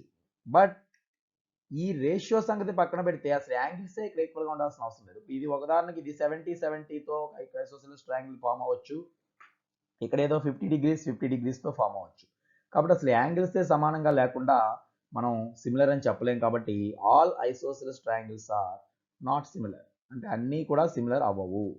అది సిమిలర్ అవ్వాలంటే మరొక కండిషన్ మనకి ఏం తెలియాలి అంటే ఇక్కడ ఉన్నటువంటి యాంగిల్స్ ముందు సమానం అని తెలియాలి. అదేవిధంగా ఈ బేస్కి దీనికి ఉన్న రేషియో రిమైనింగ్ సైడ్స్లో కూడా మనకు వచ్చి ఉండాలి. నెక్స్ట్, ఇప్పుడే మనం పాలిగాన్స్ గురించి చెప్పుకున్నాం already. Two polygons with same number of sides are dash if their corresponding angles are equal and corresponding sides are equal. ఇక్కడ ఏమడిగాడు చూడండి, రెండు పాలిగాన్స్ ఈ కండిషన్స్ కలిగి ఉంటే కరస్పాండింగ్ యాంగిల్స్ కూడా పాలిగాన్స్, ఇలా కరస్పాండింగ్ యాంగిల్స్ అన్ని ఈక్వల్ గా ఉండి కరస్పాండింగ్ సైడ్స్ కూడా ఈక్వల్ గా ఉంటాయి. అసలు ఈక్వల్ అవసరం లేదు మనకి, సేమ్ రేషియో ఉంటే చాలు. బట్ ఈక్వల్ కూడా ఇచ్చేసాడు కాబట్టి ఆటోమేటిక్గా సిమిలర్ అవుతాయా నాట్ సిమిలర్ అవుతాయా అంటే మనం ఏం చెప్పగలం, కంపల్సరీ దే ఆర్ సిమిలర్. ఎందుకంటే మనకు కావాల్సిన రెండు కండిషన్స్ ఇందులో ఉన్నాయి, corresponding angles are equal, corresponding sides are same ratio ఉండాలి. బట్ డైరెక్ట్ ఈక్వల్ ఉన్నాయి, ఈక్వల్ ఉంటే ఇంకా సేమ్ రేషియో ఎలాగో ఉన్నట్లే, కాబట్టి అవి సిమిలర్ అవుతాయి. Next, reduced and enlarged photographs of an object are. ఇప్పుడే మనం ఈ వీడియో బిగినింగే వాటితో స్టార్ట్ చేసాం చూడండి. ఏవైనా ఫోటోగ్రాఫ్స్ తీసుకున్నప్పుడు మనం కూడా రకరకాల సైజెస్ ఉంటాయి, మన పాస్పోర్ట్ సైజ్ అని, స్టాంప్ సైజ్ అని, పోస్ట్ కార్డ్ సైజ్ అని, ఇలా రకరకాలుగా ఉంటాయి. అది తగ్గించిన సైజ్ అయినప్పటికీ పెంచిన సైజ్ అయినప్పటికీ మొత్తం ఒక ఫోటో ఇంకో ఫోటోకి ఎప్పుడు కూడా ఎలా ఉంటుంది, సిమిలర్ గానే, ఆ షేప్ అయితే మారదు. So it is similar. Next, ఇక final, rhombus and square are dash to each other. మీకు స్క్వేర్ అంటే ఆల్రెడీ ఇక్కడ చెప్పుకున్నాం స్క్వేర్ షేప్ ఎలా ఉంటుందో. మరి రాంబస్ కున్న లక్షణాలు అబ్జర్వ్ చేస్తే మనం డైమండ్ షేప్తో కంపేర్ చేస్తూ ఉంటాం. ఇలా ఉండి ఫోర్ సైడ్స్ ఇక్కడ కూడా ఈక్వల్గా ఉంటాయి, బట్ ఈ ఫోర్ యాంగిల్స్ సమానంగా ఉండవు, ఆపోజిట్ యాంగిల్స్ మాత్రమే సమానం. ఇక్కడ మాత్రం స్క్వేర్లో 4 కూడా 90 degrees ఉండాలి, రాంబస్లో 90 degrees ఉండాల్సిన అవసరం లేదు. రాంబస్లో 90 degrees ఉంటే అసలు స్క్వేర్గా మారిపోతుంది, ఈ రెండుకి డిఫరెన్స్ ఉండదు. సో రాంబస్ అండ్ స్క్వేర్ అనేవి సిమిలర్ అవుతాయంటే కరస్పాండింగ్ సైడ్స్ సేమ్ రేషియో ఉంటాయి తప్ప, అంటే ఈ రూల్ పాటిస్తుంది కాబట్టి, కానీ ఈ రూల్ పాటించదు. కరస్పాండింగ్ యాంగిల్స్ ఆర్ ఈక్వల్ అనే రూలే ఇక్కడ డీవియేట్ అయిపోతుంది. ఇక్కడ 4 90లు ఉంటే ఇక్కడ 4 90లు ఉండవు, కాబట్టి వాటిని ఏమన్నా మనం నాట్ సిమిలర్. కాబట్టి మనకి రెగ్యులర్ పాలిగాన్ అయితే అదే కేటగిరీలో సిమిలర్ అవుతుంది తప్ప, స్క్వేర్కి సిమిలర్ అవుతుంది తప్ప స్క్వేర్ మళ్ళీ రాంబస్కి సిమిలర్ కాదు. కాబట్టి ఇక్కడ నాట్ సిమిలర్ అని రాయగలిగేవి రెండు వచ్చాయి మనకి. ఐసోసెలస్ ట్రయాంగిల్స్ని సిమిలర్ అని చెప్పలేం, అదేవిధంగా రాంబస్ని స్క్వేర్ని ఇలా కంపేర్ చేసినా సిమిలర్ కాదు. ఇది మనకి డూ దిస్లో ఫస్ట్ క్వశ్చన్ రూపంలో ఇచ్చిన బ్లాంక్స్. నెక్స్ట్, ఇందులోనే సెకండ్ క్వశ్చన్ చూద్దాం. Write the true or false for the following statements. ఇప్పుడు మీరు ఇక్కడ ఇచ్చిన 3 స్టేట్మెంట్స్ ట్రూ ఆర్ ఫాల్స్ అనే మాత్రం రాయాల్సింది. ఇప్పటి వరకు మనం చెప్పుకున్న వాటిని బట్టే ఉన్నాయి చూడండి. ఇవి కూడా any two similar figures are congruent. ఇది కరెక్ట్ అని ఆలోచించండి. ఏవైనా రెండు సిమిలర్ ఫిగర్స్ అయితే, సిమిలర్ అంటే సేమ్ షేప్ కలిగి ఉంటాం, ఆర్ కాంగ్రుయెంట్. మరి కాంగ్రుయెంట్ అవ్వాలా అంటే ఇప్పుడే మనం చెప్పుకున్నాం, సిమిలర్ ఉన్నంత మాత్రాన కాంగ్రుయెంట్ అవనవసరం లేదు. సో ఈ స్టేట్మెంట్ మనం ఏం చెప్పొచ్చు, ఫాల్స్. బికాస్ మనం రీజన్ కూడా రాయొచ్చు, సిమిలర్ ఫిగర్స్ అంటే సిమిలర్గా ఉన్న ఫిగర్స్ సేమ్ సైజ్ కలిగి ఉండడం అవసరం లేదు, may not have same size. అంటే మనకు మరింత క్లారిఫికేషన్ కోసం ఇది రాస్తున్నాం. ఎందువల్ల అంటే కాంగ్రుయెంట్ అనే వర్డ్ మనం ఉపయోగించాలంటే సైజ్ కూడా ఈక్వల్ అవ్వాలి. But similar figures may not have same size. Similar figures అయినంత మాత్రాన అవి ఒకే సైజ్ కలిగి ఉండాలని రూల్ లేదు, ఒకే షేప్ ఉంటే చాలు. కాబట్టి ఇది false statement. Any two congruent figures are similar. ఇది చూడండి, ఇది మాత్రం కరెక్ట్ అవుతుంది. ఆల్రెడీ మనం ఇంతకుముందు కూడా ఇవి రాసుకున్న పాయింట్స్లో మనం చెప్పుకున్నాం. కాంగ్రుయెంట్ అయ్యాయి అంటే షేప్ అండ్ సైజ్ ఒకటే ఉంటుంది కనుక ఆటోమేటిక్గా సిమిలర్ అవుతాయి. So it is a true statement. Because మనకి కాంగ్రుయెంట్ ఉన్నాయి అంటే congruent figures have same shape and size. ఇక్కడ రెండు కలిగి ఉంటాయి అన్నమాట. సేమ్ షేప్ కలిగి ఉంటాయి అండ్ సేమ్ సైజును కూడా కలిగి ఉంటాయి. కాబట్టి మనకి సిమిలర్ అని పిలవడానికి కావాల్సింది షేప్ ఒక్కటే కనుక కాంగ్రుయెంట్ అయ్యింది అంటే ఆటోమేటిక్గా సిమిలర్ అవుతుందని చెప్పొచ్చు. ఇక last, two polygons are similar if their corresponding angles are equal. ఇప్పుడే మనం దీని కండిషన్ కూడా మనం డెఫినేషన్ చెప్పుకున్నాం. టూ పాలిగాన్స్ ఏ ఆకారాలనైనా సరే మనం సిమిలర్ అని చెప్పాలి అంటే ఒక కండిషన్ ఉందా చూడండి. అసలు యాక్చువల్గా రెండు కండిషన్స్ ఉన్నాయి, ఇక్కడ ఒకటే ఇవ్వబడింది. Their corresponding angles are equal. Corresponding angles are equal అవ్వాలి, బట్ దాంతోపాటు ఏమవ్వాలి, కరస్పాండింగ్ సైడ్స్ కూడా మనకి రేషియో ఒకేలా ఉండాలి. మెన్షన్ చేయలేదు కాబట్టి ఈ స్టేట్మెంట్ కూడా మనం ఫాల్స్ అని చెప్తాం. సిన్స్ ఎందువల్ల అంటే దేర్ కరస్పాండింగ్ సైడ్స్ గురించి కూడా మనకి ఇచ్చి ఉండాలి. సిమిలర్ అని చెప్పాలంటే their corresponding sides should be in the same ratio. ఈ కండిషన్ మనకు ఉంటేనే, corresponding sides are in the same ratio అని ఉంటేనే మనం సిమిలర్ అని చెప్పగలం. బట్ ఇక్కడ ఏమనుంది, ఒక కండిషనే మెన్షన్ చేస్తుంది. Two polygons are similar if their corresponding angles are equal అని మాత్రమే ఉంది కాబట్టి అది ఫాల్స్ అన్నమాట. యాంగిల్స్ సమానం అవడంతో పాటుగా సైడ్స్ రేషియో ఒకేలా ఉంటేనే మనం దాన్ని ట్రూ అని చెప్తాం. సో ఇది మనకి second question. Next question number 3. దీనిలో give two different examples of pair of similar figures, non similar figures. ఇప్పటి వరకు మనం నేర్చుకున్న దాన్ని బట్టి ఫస్ట్ మనకి సిమిలర్ ఫిగర్స్కి కొన్ని ఎగ్జాంపుల్స్ ఇవ్వండి పెయిర్గా. అంటే ఏ రెండు తీసుకుంటే సిమిలర్ ఫిగర్స్ అని చెప్పొచ్చు అనడానికి ఒక ఎగ్జాంపుల్ ఇవ్వమని అడిగాడు కొన్ని. అదేవిధంగా అంటే ఒక రెండు ఇస్తే చాలు. అలాగే నాన్ సిమిలర్ ఉండే వాటికి ఇది అనేక రకాలు మనం చెప్పొచ్చు. సిమిలర్ ఫిగర్స్ అంటే ఫర్ ఎగ్జాంపుల్ ఇప్పటికే మనం రాసుకున్నాం, ఎనీ టూ స్క్వేర్స్. మీరు ఏ రెండు స్క్వేర్లు తీసుకున్నా అవి ఏమవుతాయి, సిమిలర్ ఫిగర్స్ అవుతాయి. ఎందువల్ల, రెండు కూడా రెగ్యులర్ పాలిగాన్ కాబట్టి ఇక్కడ సైడ్స్ రేషియో ఒకేలా ఉంటుంది, యాంగిల్స్ ఒకేలా ఉంటుంది. అలాగే ఎనీ టూ మనం పెయిర్గా చెప్పాలి కనుక ఈక్విలాటరల్ ట్రయాంగిల్స్ ఇప్పుడే మనం నేర్చుకున్నాం. ఈక్విలాటరల్ ట్రయాంగిల్స్ ఏ రెండు తీసుకున్నా వాటి సైజ్తో నిమిత్తం లేకుండా అవి ఆల్రెడీ సిమిలర్ అవుతాయి. అలాగే మనం పాలిగాన్స్తో కాకుండా వచ్చే మరొక general shape any two circles. ఏ రెండు సర్కిల్స్ అయినా మనం సిమిలర్ అని చెప్పొచ్చు. సర్కిల్ అనే షేపే రౌండ్ షేప్ ఉంటుంది, రేడియస్ ఒకటే డిఫరెన్స్ ఉంటుంది కనుక షేప్లో మార్పు ఉండదు కాబట్టి any two circles are similar. మనకి రెండు ఎగ్జాంపుల్స్ అడగడం జరిగింది, దాంతోపాటు ఇంకొక ఎగ్జాంపుల్ కూడా రాస్తాం.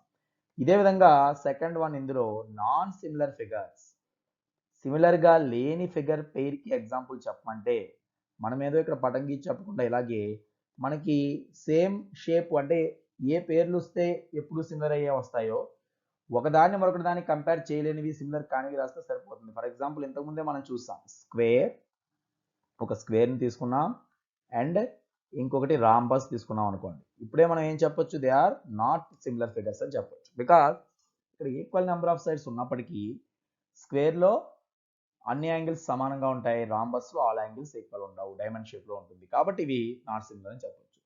అదేవిధంగా ఒక రెండు వేర్వేరు ట్రయాంగిల్స్, సపోజ్ మనం ఒక ఈక్విలాటరల్ ట్రయాంగిల్ తీసుకుని, అంటే ట్రయాంగిల్స్లోనే రెండు వేర్వేరు రకాలు అనమాట. ఈక్విలాటరల్ ట్రయాంగిల్ అనేటువంటి మోడల్ ఒకటి తీసుకుని మరొకటేమో ఓన్లీ ఐసోసెలస్ ట్రయాంగిల్ తీసుకున్నాం అనుకోండి. ఈ రెండు సిమిలర్ అవుతాయా అంటే అవ్వవు. ఎందువల్ల, ఈక్విలాటరల్ పిలిచామంటే ఆల్ త్రీ యాంగిల్స్ ఈక్వల్గా ఉండాలి, బట్ ఐసోసెలస్లో two angles or two sides సమానం కాబట్టి అక్కడే మూడో దానికి డిఫరెన్స్ వస్తుంది. కాబట్టి మనకి ఈక్విలాటరల్ అండ్ ఐసోసెలస్ కూడా నాన్ సిమిలర్ ఫిగర్స్. ఇలా ఒకదానికొకటి సంబంధం లేనివి ఏ రెండైనా మనం రాయొచ్చు అనమాట. అదేవిధంగా ఒక సర్కిల్ని తీసుకుని ఒక రెక్టాంగిల్తో పోల్చామనుకోండి, ఇవి సిమిలర్గా ఉంటాయా, ఉండవు. అసలు డిఫరెంట్ షేప్స్, సర్కిల్ షేప్కి రెక్టాంగిల్కి సంబంధం లేదు. ఇది మనకి కర్వ్తో ఏర్పడితే అసలు ఇది మనకి పాలిగాన్గా ఒక సైడ్స్ లైన్ సెగ్మెంట్తో ఫామ్ అవుతుంది. ఇలా సిమిలర్గా లేనివి చెప్పమంటే ఇలాంటి డిఫరెంట్ ఎగ్జాంపుల్స్ ఏమైనా చెప్పొచ్చు, బట్ సిమిలర్గా ఎప్పుడు ఉండేవి మనం మెయిన్ గుర్తుపెట్టుకోవాలి. సర్కిల్స్ కానీ, స్క్వేర్స్ కానీ, ఈక్విలాటరల్ ట్రయాంగిల్స్ కానీ, ఇటువంటివి ఆ షేప్స్లో ఏ సైజులతో తీసుకున్నా అవి సిమిలర్గా ఉంటాయి. ఇక ఈ షేప్ కానివైతే మనం రెండు కండిషన్స్ చూసి చెప్పగలం. ఎనీ టూ ట్రయాంగిల్స్ కూడా వేరే సిమిలర్ అవ్వచ్చు, బట్ టూ కండిషన్స్, యాంగిల్ సమానంగా ఉండి సైడ్స్ రేషియో ఒకేలా ఉందా లేదా అని మనం చూడాల్సి ఉంటుంది. సో ఇది మనకి డూ దిస్ సెక్షన్ ఇందులో కంప్లీట్ చేస్తాం. ఇక వీడియోలో ప్రధానంగా మనం చివరిలో చెప్పుకోబోయే మరొక ముఖ్యమైన అంశం, ఒక ప్రధానమైన థియరంని సిమిలర్ ట్రయాంగిల్స్ ని అధ్యయనం చేయడానికి పనికొచ్చేటువంటి ఒక మెయిన్ థియరం మనం చెప్పుకోబోతున్నాం. So it is called basic proportionality theorem or Thales theorem. Similar ట్రయాంగిల్స్కి సంబంధించినటువంటి ప్రాపర్టీస్ అధ్యయనం చేయడానికి ఫస్ట్ మనం తెలుసుకోవాల్సినటువంటి ఒక ముఖ్యమైన థియరం ఇది. థేల్స్ అనేటువంటి సైంటిస్ట్ పేరు మీదుగా ప్రసిద్ధి చెంది థేల్స్ థియరం గాను పిలుస్తారు. ఒరిజినల్గా దీన్ని బేసిక్ ప్రపోర్షనాలిటీ థియరం అని పిలుస్తాం. సో ఎప్పుడైనా మనకి ఈవెన్ ఎగ్జామ్ పాయింట్ ఆఫ్ వ్యూలో కూడా ఈ రెండు పేర్లు ఏది ఇచ్చినప్పటికీ సేమ్ మనం రాయాల్సి ఉంటుంది. అంటే ఈ థియరం చెప్పే స్టేట్మెంట్ ఏమిటి, దాన్ని ఎలా ప్రూవ్ చేయాలా, అది కరెక్ట్ అని ఎలా ప్రూవ్ చేస్తాం అనేదంతా ఇప్పుడు మనం నేర్చుకుంటాం. సో దానికి ముందుగా థేల్స్ థియరం అర్థం కావాలి, ఆ కాన్సెప్ట్ మనం నేర్చుకోవాలి అంటే ముందుగా తెలుసుకునే విషయాలు రఫ్గా మీకు కొన్ని వివరించిన తర్వాత అప్పుడు మనం థేల్స్ థియరంలోకి వెళ్దాం. సో జనరల్గా మీకు తెలిసిన దాని ప్రకారం ఒకసారి రఫ్గా గుర్తు చేసుకోవాల్సిన అంశాలు చూడండి. ఒక ట్రయాంగిల్ మన దగ్గర ఉన్నప్పుడు దీనికి ఏరియా మనం ఫైండ్ చేయాలంటే బేస్ హైట్ అనేవి రెండు ఉంటాయని తెలిసిందే. అంటే వాటి ఆధారంగా చేస్తాం. దీన్ని బేస్ అనుకుంటే ఒక సైడ్ని, సైడ్ మీదకి ఇక్కడ పెర్పెండిక్యులర్గా ఆపోజిట్ వెర్టెక్స్ నుంచి గీచిన పెర్పెండిక్యులర్ ఏదైతే ఉందో దాని యొక్క లెంత్నే మనం హైట్ అని పిలుస్తాం. సో ఇది బేస్ అనుకుంటే ట్రయాంగిల్కి ఇది హైట్. అప్పుడు ఏరియా ఏమవుతుంది, half into base into height. ఇది లోయర్ సెక్షన్స్ నుంచి మనం నేర్చుకునేటువంటి ఫార్ములా ఆఫ్ బిహెచ్. అంటే ఇప్పుడు మనం థేల్స్ థియరంని ప్రూవ్ చేయాలంటే వాడే కొన్ని కాన్సెప్ట్లు ముందుగా మనం గుర్తు చేస్తున్నాం. Area of triangle is half BH అని మనకు తెలియాలి. అదేవిధంగా ఈ పెర్పెండిక్యులర్ లేదా హైట్ అని పిలిచేది ఒక్కొక్క ట్రయాంగిల్ విషయంలో ఒకలా ఉండొచ్చు. ఇప్పుడు సపోజ్ ఒక ట్రయాంగిల్ ఈ షేప్లో ఉంది, ఇదే ఏబీసీ అనుకుంటే ఇక్కడ బీసీని బేస్గా తీసుకున్నాం. ఇప్పుడు హైట్ ఎక్కడి నుంచి గీయాలి, ఏ నుంచి గీయాలి. బట్ మీరు హైట్ గీచేది ఎప్పుడు కూడా పెర్పెండిక్యులర్ స్ట్రైట్గా ఉండాలి, బట్ అది బీసీ సైడ్ని కలవదు స్ట్రైట్గా గీస్తే. ఇలాంటివి అనమాట అబ్ట్యూజ్ యాంగిల్ ట్రయాంగిల్ ఇలా జరుగుతుంది. ఇటువంటిప్పుడు మనం ఏం చేస్తామంటే ఈ బీసీ సైడ్ని ఎక్స్టెండ్ చేసి దాని మీద ఎక్కడికి వస్తే అక్కడికే మనం ఆ హైట్ని, అంటే హైట్ ఇక్కడ క్యాలిక్యులేట్ చేస్తాం తప్ప ట్రయాంగిల్లో ఉన్న సైడ్స్లోంచి మనం క్యాలిక్యులేట్ చేయకూడదు. సో ఇప్పుడు ఈ ట్రయాంగిల్ మీరు అబ్జర్వ్ చేస్తే ఇక్కడ హైట్ ట్రయాంగిల్ ఇన్నర్ పార్ట్లో వచ్చింది, ఇక్కడ హైట్ ట్రయాంగిల్ అవుటర్ పార్ట్లో వచ్చింది. అంటే ఇలాంటి ట్రయాంగిల్స్ కూడా మనకు ఉంటాయనే విషయం గమనించండి. అంటే ఒక వెర్టెక్స్ నుంచి మనం ఒక పెర్పెండిక్యులర్ గీచినప్పుడు అది సైడ్నే మీట్ అవ్వాల్సిన అవసరం లేదు. దాన్ని ఎక్స్టెండ్ చేసినప్పుడు ఆ లైన్లో ఎక్కడ మీట్ అయినా దాన్నే ఆ ట్రయాంగిల్ హైట్గా తీసుకోవాలి. సో ఇక్కడ కూడా హాఫ్ బిహెచ్ వాడతాం. బేస్ మాత్రం బీసీ, బట్ హైట్ మాత్రం ఈ వాల్యూ అవుతుంది అనమాట. ఇది జనరల్గా మనం గుర్తుపెట్టుకోవాల్సింది. అదేవిధంగా మనం ఇంకొకటి ఏంటంటే ప్యారలల్ లైన్స్ తీసుకుంటూ ఉంటాం. టూ లైన్స్ ప్యారలల్ అని పిలిచాము అంటేనే మనకు తెలుసు జనరల్గా ప్యారలల్లో వచ్చేటువంటి కండిషన్ ఎక్కడ చూసినా కూడా వీటి మధ్య డిస్టెన్స్ ఒకేలా ఉంటుంది. ఏ ప్లేస్లో మనం ఇలా స్ట్రైట్గా ఒక డిస్టెన్స్ ఒక హైట్ రూపంలో గీచినా ఒకేలా ఉంటుంది. అదే రెండు లైన్స్ ప్యారలల్ కానప్పుడు చూడండి వీటిలో ఒకేలా ఉండదు. ఇప్పుడు ఇక్కడ డిస్టెన్స్ వేరు, ఇక్కడ డిస్టెన్స్ వేరు, ఇలా డిఫరెంట్ ప్లేసెస్లో ఆ లైన్స్ మధ్య దూరం మారుతూ ఉంటుంది. బట్ ఎప్పుడు ఒకే దూరంలో ఒకే గ్యాప్తో మెయింటైన్ అయ్యే లైన్సే మనకి ప్యారలల్ లైన్స్ అవుతాయని తెలిసిందే. సో దానివల్ల మనం ఆల్రెడీ 9th క్లాస్లో నేర్చుకునే ఒక కాన్సెప్ట్, ఒక టూ ట్రయాంగిల్స్ ఇలా రెండు ప్యారలల్ లైన్స్ మధ్య ఇమిడి ఉన్నాయనుకోండి, ఈ రూపంలో ఏదో రూపం. ఇప్పుడు మేము ఇక్కడ ఇది ఏబిసి అందాం, అదే బీసీ పైన ఇక్కడ డి ఇంకో వెర్టెక్స్తో బిసిడి ఒక ట్రయాంగిల్. ఇక్కడ రెండు ట్రయాంగిల్స్ రెండు ప్యారలల్ లైన్స్ మధ్యలో ఉన్నాయి చూడండి. ఇప్పుడు మీరు ఏరియా ఫార్ములాను అప్లై చేసినప్పుడు రెండిటికి సేమ్ బేస్ ఉంది చూడండి. ఇక్కడ ఇదే బీసీ అనే బేస్, ఏబీసీకి అదే బేస్, డిబిసి కూడా అదే బేస్ ఉన్నట్లు. మరి హైట్ ఏమైనా మారుతుందా అంటే మనం ఇంతకుముందే చెప్పుకున్నట్లుగా ఈ ట్రయాంగిల్కి వెర్టెక్స్ ఏ నుంచి హైట్ గీస్తే ఎంత వస్తుందో ఈ ట్రయాంగిల్కి వెర్టెక్స్ డి నుంచి హైట్ గీచినా అంతే వస్తుంది. అది సైడ్ని మీట్ అయినా అవ్వకపోయినా పెర్పెండిక్యులర్ గీయాలి కాబట్టి ఏ నుంచి అయినా డి నుంచి అయినా ఇక్కడ పెర్పెండిక్యులర్ డిస్టెన్స్ ఒకటే. ఎందువల్ల ఇవి ప్యారలల్ లైన్స్. మరి బేస్ సేమ్ ఉంది, హైట్ సేమ్ ఉంది కాబట్టి వీటి ఏరియా సమానం అవుతుంది. సో ఇదే కాన్సెప్ట్ మనం 9th క్లాస్లో నేర్చుకున్నాం. అంటే the area of two triangles lie between two parallel sides are always equal. అంటే సేమ్ బేస్ కలిగి ఉంటాయి. So two triangles have same base and lie between two parallel lines then their areas are equal అనేది మనకి మరొక concept. ఇప్పటివరకు చెప్పిన ఈ చిన్న ఈ 2-3 కాన్సెప్ట్ని కూడా మనం యూజ్ చేస్తూ బేసిక్ ప్రపోర్షనాలిటీ థియరంలో చెప్పే ఒక ముఖ్యమైన రిజల్ట్ మనం నేర్చుకుంటాం.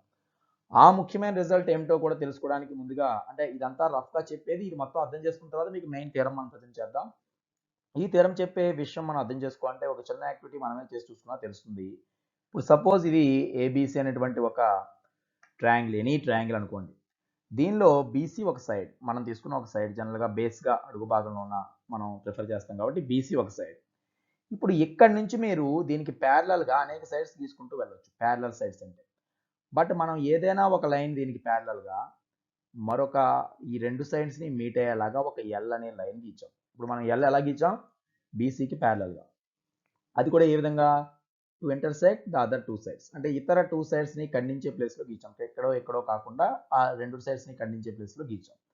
ఖండించినప్పుడు ఇది ఒక డి దగ్గర, ఇక్కడ ఈ దగ్గర మీట్ అవుతుంది అనుకుందాం. సో ఇప్పుడు మనకి బేసిక్ ప్రపోర్షనాలిటీ థియరం, అసలు పేరులోనే ఉంది ప్రపోర్షన్ అని, అంటే సేమ్ రేషియోలో ఉండటం. ఇక్కడ ఏది సేమ్ రేషియో అని చెప్తుంది అంటే బేసిక్ ప్రపోర్షనాలిటీ థియరం స్టేట్మెంట్, ఈ రెండు కనుక ప్యారలల్ గా ఉండాలంటే ఆ రెండు సైడ్స్ మీద ఏర్పడేటువంటి భాగాలు, ఈ ఎల్ వల్ల ఏర్పడేటువంటి రెండు పోర్షన్స్ ఉన్నాయి. ఏడి డిబిగా ఇది డివైడ్ చేస్తుంది, ఏఈ ఈసీగా ఇది డివైడ్ చేస్తుంది. ఈ రెండు సేమ్ ఒకే వాల్యూని కలిగి ఉంటాయి. అంటే ఈ రేషియో ఒక్కటే అని చెప్తుంది. సో మనం దాన్ని నొటేషన్ రూపంలో రాస్తే AD by dB equal to AE by EC అవుతుంది అనేదే బేసిక్ ప్రపోర్షనాలిటీ థియరంలో ఉండే స్టేట్మెంట్. ఇది ఎందుకు అవుతుందో ఇప్పుడు మనం ప్రూవ్ చేస్తాం. ముందుగా అది అవగాహన కోసం ఇక్కడ చెప్తున్నాను చూడండి. అంటే ఒక ట్రయాంగిల్ తీసుకుని ఒక లైన్ మనం గీచినప్పుడు ఆ లైన్ కూడా ఒక సైడ్కి ప్యారలల్గా గీస్తూ ఇతర టూ సైడ్స్ని ఇంటర్సెక్ట్ చేసే విధంగా ఒక లైన్ గీస్తే అప్పుడు ఆ లైన్ అనేది ఆ రెండు సైడ్స్ని కూడా ఒకే రేషియోలో డివైడ్ చేస్తుంది. అంటే ఏడి బై డిబి ఎంత వస్తుందో ఏఈ బై ఈసీ కూడా అంతే వచ్చే విధంగా. అంతే తప్ప ఇక్కడ ఏడి ఏఈకి ఈక్వల్ కానవసరం లేదు, డిబి ఈసీకి ఈక్వల్ కానవసరం లేదు, బట్ ఈ రేషియో సేమ్ ఉంటుంది. దీన్ని ఒక జనరలైజ్గా చెప్పాలంటే ఏంటి? If a line drawn parallel to one side of a triangle to intersect the other two sides in distinct points, అంటే వేరు చోట్ల ఖండిస్తే then the other two sides are divided in the same ratio, అంటే ఒకే రేషియోలో విభజించబడతాయి. దీన్నే మనం basic proportionality theorem or Thales theorem అని పిలుస్తాం. ఇప్పుడు మనం ఇవన్నీ అవగాహన చేసుకున్నాక ఇప్పుడు వీటిని యూజ్ చేస్తూ ఆ థియరం ప్రూఫ్, ఒక థియరంని ప్రూవ్ చేయాలంటే ఎప్పుడు కూడా మనకు కొన్ని సబ్ హెడ్డింగ్స్ కూడా ఉంటూ ఉంటాయి అన్నమాట. దాన్ని మనం బేస్ చేసుకుని ఆ ప్రూఫ్ ఎలా చేయాలో ఇప్పుడు మనం చూద్దాం. సో వరకు నేర్చుకున్నటువంటి ఆ కాన్సెప్ట్ని బట్టి చెప్పేటువంటి basic proportionality theorem or Thales theorem statement ఇక్కడ ఇవ్వబడింది చూడండి. If a line is drawn parallel to one side of a triangle to intersect the other two sides in distinct points then the other two sides are divided in the same ratio. So ఈ statement మనం prove చేయడం కోసం ముందుగా ఒక diagram తీసుకుని ఈ statement తగినట్లుగా థియరంని ఎలా అయితే మనం గివెన్ ఇన్ఫర్మేషన్, అలాగే అక్కడ ఆర్టీపీ అంటే ప్రూవ్ చేయాల్సింది, దానిలో కన్స్ట్రక్షన్, ప్రూఫ్, ఈ విధమైన మ్యాటర్తో మనం చేయడం జరుగుతుంది. ముందుగా చూడండి, if a line is drawn parallel to one side of a triangle to intersect the other two sides అని ఉంది. కాబట్టి ఫస్ట్ మనం దీనికి ఒక డయాగ్రామ్ రూపంలో ఏది తీసుకోవాలి? ఏదైనా ఒక ట్రయాంగిల్ ఫార్మాట్ తీసుకుంటాం. సో ఈ విధంగా ఎనీ ట్రయాంగిల్ మనకు ఉంది అనుకుందాం. దీని పేరు ABC. So ABC is a triangle. A line is drawn parallel to one side, అంటే ఈ బీసీ అనేటువంటి ఒక సైడ్ తీసుకుంటే ఈ బీసీకి ప్యారలల్గా ఒక లైన్ ఈ విధంగా గీచామనుకుందాం. ఇది బీసీకి ప్యారలల్గా గీచినటువంటి లైను. ఈ ఇతర టూ సైడ్స్ని గీచింది బీసీకి అయితే ఇతర two sides AB and AC, ఆ రెండు సైడ్స్ని ఇది ఇంటర్సెక్ట్ అవుతుంది. అక్కడ డిస్టింక్ట్ పాయింట్స్ అంటే వేరు చోట్ల. సపోజ్ ఈ పాయింట్ని ఇక్కడ డి అనే దగ్గర, ఏసీని ఈ దగ్గర మీట్ అవుతుంది అనుకుందాం. Then the other two sides are divided in the same ratio, అంటే ఈ టూ సైడ్స్ ఉన్నటువంటి ఏబి అండ్ ఏసీ అనేవి సేమ్ రేషియోలో డివైడ్ అవుతాయని మనం ప్రూవ్ చేయాలి. అంటే ఏడి బై డిబి ఎంత అవుతుందో ఏఈ బై ఈసీ కూడా అంతే అవుతుందని మనం ప్రూవ్ చేయాలి. ఓకే, సో దీనికోసం మనం ఏం చేస్తాం? ముందుగా థియరమ్ని మనం ప్రూవ్ చేసేటువంటి విధానంలో ఏవైతే రాసుకుంటామో ఇక్కడ చూసినట్లయితే దాంతో పాటు మనకి ఇక్కడ ఏం అవసరం అంటే వీటిని ప్రూఫ్ కోసం మనం ఇక్కడ ఉన్నటువంటి క్రాస్గా ఉన్నటువంటి బిని ఈని ఈ విధంగా జాయిన్ చేస్తాం. ఇక్కడ కూడా కొన్ని ట్రయాంగిల్స్ ఫామ్ అవుతాయి చూడండి. అదేవిధంగా డి, ఈ డిని సిని కూడా జాయిన్ చేస్తాం. బిఈ జాయిన్ చేసాం, సిడి జాయిన్ చేసాం. అదేవిధంగా ఇక్కడ మనం ఏడిఈ అనే ట్రయాంగిల్ని అలాగే బీడిఈ సిడిఈ తీసుకుంటాం. కాబట్టి డి దగ్గర నుంచేమో పెర్పెండిక్యులర్గా ఏసీ పైకి, ఈ దగ్గర నుంచి పెర్పెండిక్యులర్గా ఈ ఏబి పైకి మనం హైట్స్ అంటే ఏవైతే మనం పెర్పెండిక్యులర్ ఆల్టిట్యూడ్స్ అంటామో అవి గీచుకుంటాం. సో అవి మనం వరుసగా ఇప్పుడు సపోజ్ డి నుంచి ఇక్కడికి ఇలా స్ట్రైట్గా గీచినటువంటి పెర్పెండిక్యులర్ ఏసీని ఎక్కడ మీట్ అవుతుందో ఆ ప్లేస్ని సపోజ్ మనం ఎం అనుకుందాం. అదేవిధంగా ఈ నుంచి ఈ విధంగా పెర్పెండిక్యులర్గా గీచింది ఎక్కడైతే దీన్ని మీట్ అయిందో దాన్ని ఎన్ అనుకుందాం. సో ఇక్కడ మనం డయాగ్రామ్లో చేసిన మార్పులు చూడండి. ABC triangle DE is parallel to BC, మనం బిఈ సిడిని జాయిన్ చేసాం. డిఎం అనేది పెర్పెండిక్యులర్గా గీచాం దేనికి? ఏసీకి. అంటే ఏసీ మొత్తానికి డిఎం అనేది మనకి పెర్పెండిక్యులర్గా ఉంది. అలాగే ఈఎన్, ఈ నుంచి ఎన్ అనేది ఏబీకి పెర్పెండిక్యులర్గా గీచాం. సో ఇవన్నీ మనం ఒక సిస్టమాటిక్ వేలో థియరంగా రిప్రజెంట్ చేయాలి కాబట్టి ముందుగా థియరంలో రాసుకోవాల్సినటువంటి మొదటి సబ్ హెడ్డింగ్ మనం గివెన్. అంటే అసలు ఈ డయాగ్రామ్ చూసి మొదటగా మనం తీసుకున్నటువంటి పాయింట్స్ ఏమిటి అందులో. ఫస్ట్ మనం తీసుకున్న కాన్సెప్ట్ ఇది. ఒక ట్రయాంగిల్లో ఒక లైన్ ప్యారలల్గా గీయబడింది ఒక సైడ్కి, అది ఇతర 2 సైడ్స్ని వేరు వేరు చోట్ల ఖండిస్తుంది. సో మనం ఇక్కడ దీని గివెన్లో ఏం రాయొచ్చు, ఇన్ ట్రయాంగిల్ ఏబిసి. మనకు ఏబిసి అనే ట్రయాంగిల్ తీసుకుంటే డిఈ, ఈ డిఈ అనేది ఒక లైన్లో ఒక పార్ట్, ఈ లైన్ సెగ్మెంట్. డిఈ దేనికి ప్యారలల్గా ఉంది, బీసీకి. సో ప్యారలల్ టు అనడానికి సింబల్ ఇది కాబట్టి DE is parallel to BC. So DE is parallel to BC అంటేనే మనకి డి దగ్గర ఈ దగ్గర అది ఏబీని ఏసీని ఖండిస్తుందని అర్థం. ఇదే డిస్టింక్ట్ పాయింట్స్ అనమాట. So DE is parallel to BC which intersects, ఇది ఏదైతే ఖండిస్తుందో అది రాస్తున్నాం. ప్యారలల్గా ఉండటమే కాకుండా which intersects AB and AC at, అంటే ఏబిని ఏసీని ఇది ఎక్కడెక్కడ ఖండిస్తుంది, ఏబిని ఏమో డి వద్ద, ఏసీని ఈ వద్ద. సో ఎట్ డి అండ్ ఈ రెస్పెక్టివ్లీ, అంటే ఈ రెండింటినీ కూడా ఏబిని డి వద్ద అండ్ ఏసీని మనకి ఈ వద్ద ఖండిస్తుంది అనేటువంటి లైన్ని మనం డిఈగా తీసుకున్నాం. ఇది మాత్రమే గివెన్ ఇన్ఫర్మేషన్. ఇప్పుడు మనం ప్రూవ్ చేయాల్సింది ఏమిటి, ఇది అనమాట. ఈ దెన్ దగ్గర నుంచి ప్రూవ్ చేయాలి. The other 2 sides are divided in the same ratio.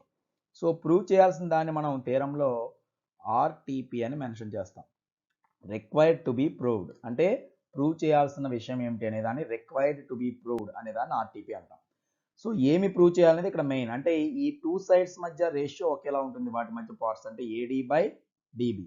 So అదే విషయం ఇక్కడ రాస్తున్నాను. AD by DB is equal to ఏమని రావాలి, ఏఈ బై ఈసీ. ఇది ఫైనల్గా మనకి ఇది ప్రూవ్ చేసినప్పుడు లాస్ట్ స్టెప్లో మనం ఈ థియరంని ప్రూవ్ చేసినట్టు అవుతుంది. ఇది ప్రూవ్ చేయడం కోసం మనం చేసిన మార్పులు ఏమైనా ఉంటే ఆ డయాగ్రామ్లో కన్స్ట్రక్షన్ అనే పార్ట్లో రాయాల్సి ఉంటుంది. సో నెక్స్ట్ ఏం చేస్తాం, కన్స్ట్రక్షన్ అని చెప్పి రాసుకుంటాం. ఇందులో మనం ఎక్స్ట్రాగా కన్స్ట్రక్ట్ చేసింది ఏంటి, వీటిని జాయిన్ చేసాం, బిఈని సిడిని జాయిన్ చేసాం.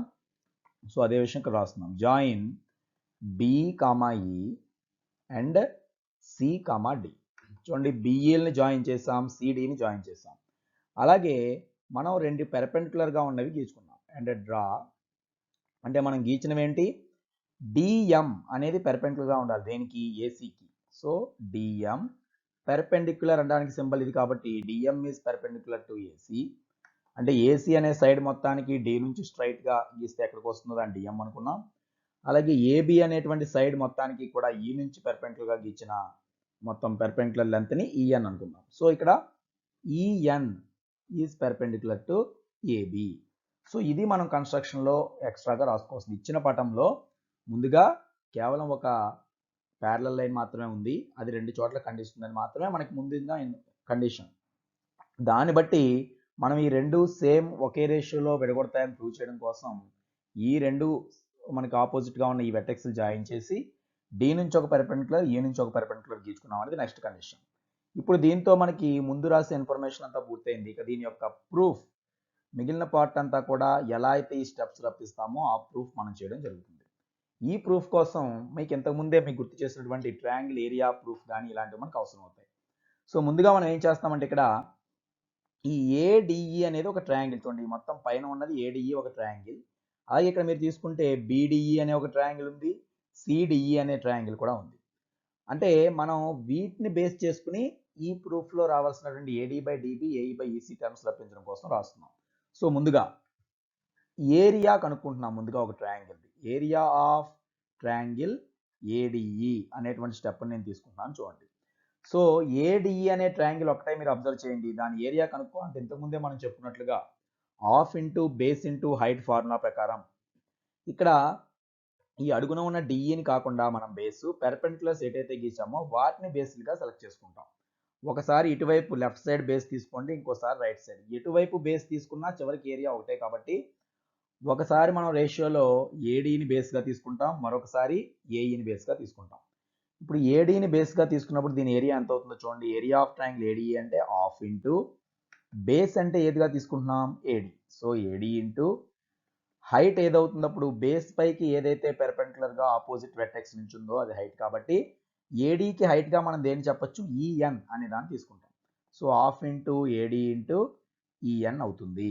ఇది మనకి ట్రయాంగిల్ ఏడిఈ యొక్క ఏరియా. ఇదే విధంగా ఆ ఏడిఈ ట్రయాంగిల్కి ఒకవైపు లెఫ్ట్ సైడ్ ఉన్నటువంటి మరొక ట్రయాంగిల్, ఈ డిఈని బేస్గా కలిగిన మరొక ట్రయాంగిల్ మనం తీసుకుంటే బిడిఈ. ఆ ఏరియాని ఏరియాతో భాగిద్దాం. చూడండి, ఏరియా ఆఫ్ ట్రయాంగిల్ ఏడిఈ అనేటువంటి స్టెప్ని ఏరియా ఆఫ్ ట్రయాంగిల్ బిడిఈ, ఈ రెండు ఒకేసారి మనం డివైడ్ చేస్తున్నాం ఈ రేషియో రాబట్టడం కోసం. సో ఏరియా ఆఫ్ ఏడిఈ అంటే half into AD into EN by area of BDE అన్నప్పుడు ఇక్కడ కూడా మనం బేస్ అబ్జర్వ్ చేయండి. ఇందులో బేస్గా మనం డిబిని తీసుకుందాం. అంటే అదే సైడ్ మీద ఉన్న వాటిని బేస్గా తీసుకుంటున్నాం కాబట్టి ఇక్కడ వరకు ఏడీని బేస్గా అనుకున్నాం ఈ ట్రయాంగిల్లో. ఇప్పుడు డిబి బేస్ అవుతుంది. సో ఇక్కడ ఏమవుతుంది, హాఫ్ ఇంటూ డిబి ఇంటూ, మీరు ఇక్కడ జాగ్రత్తగా అబ్జర్వ్ చేయాల్సింది ఈఎన్ అనేటువంటి హైట్ అనేది టోటల్గా ఈ సైడ్ మొత్తానికి అది పెర్పెండిక్యులర్గా ఉంది. ఏబి మొత్తానికి పెర్పెండిక్యులర్ కాబట్టి డిబి వరకే తీసుకున్నా అదే హైట్గా, అంటే ట్రయాంగిల్కి అవుట్ సైడ్ వస్తుంది. ఏడి వరకు తీసుకున్నా అదే హైట్ అవుతుంది. అంటే ఇక్కడ మీరు ఆ ఒక్క పార్ట్ని జాగ్రత్తగా గమనిస్తే ఒకసారి ఇలా చూసుకుంటే ఏ, ఇక్కడ బి ఉంది. సపోజ్ ఇక్కడ మనకి ఈ అనే పాయింట్ ఉంది డిఈ తర్వాత. మీరు ఇక్కడ అబ్జర్వ్ చేస్తే ఈ నుంచి ఇలా పెర్పెండిక్యులర్గా గీచాం, దీన్ని మనం ఎన్ అనుకున్నాం. సో ఇప్పుడు మీరు ఈఎన్ అనేది ఏడీకి పెర్పెండిక్యులరే, డిబికి పెర్పెండిక్యులరే, టోటల్ ఏబికి కూడా పెర్పెండిక్యులరే. మరి ఇక్కడ ట్రయాంగిల్ ఈ విధంగా తీసుకున్నప్పటికీ మనం ట్రయాంగిల్ ఇక్కడ అబ్ట్యూజ్ యాంగిల్ ట్రయాంగిల్ మోడల్లో ఉన్నప్పుడు హైట్ బయటకు వస్తుందని ఇంతకుముందే చెప్పుకున్నాం. కాబట్టి బీడీ పైకి కాకుండా బీడీని ఎక్స్టెండ్ చేసిన దానిపైకి హైట్ వచ్చింది కాబట్టి హైట్ అదే ఉంటుంది, బేస్ మాత్రమే ఇక్కడ మారుతుందనే విషయం మనం గమనించాలి. కాబట్టి ఇప్పుడు దీని ప్రకారం ఇక్కడ ఏం రాసుకోవచ్చు, ఇప్పుడు మీకు రఫ్గా చూపించింది కేవలం అవగాహన కోసం. సో డిబి ఇంటూ కూడా ఏమొస్తుంది, ఈఎన్ఏ వస్తుంది. జాగ్రత్తగా ఈ స్టెప్స్ అబ్జర్వ్ చేయండి. ఇక్కడ మనం చేసిన సింపుల్గా ఒక ట్రయాంగిల్ ఏరియాని మరొక ట్రయాంగిల్ ఏరియాతో బై చేసాం. పైన ట్రయాంగిల్ ఏడిఈ తీసుకున్నాం, బైలో వేసిన ట్రయాంగిల్ బీడిఈ తీసుకున్నాం. సో ఈ రెండింటికి మీరు అబ్జర్వ్ చేస్తే బేస్లు వేరు తప్ప హైట్ ఒకటే, రెండింటికి కూడా ఈఎన్ హైట్. దీనివల్ల ఏమైంది, ఈ బై చేసినప్పుడు ఈ ఆఫ్ బై ఆఫ్ కానీ ఈఎన్ బై ఈఎన్ కానీ క్యాన్సిల్ అయ్యి ఈ వాల్యూ మొత్తం ఏడి బై డిబికి ఈక్వల్. దీన్ని మనం ఫస్ట్ ఈక్వేషన్ అనుకోండి.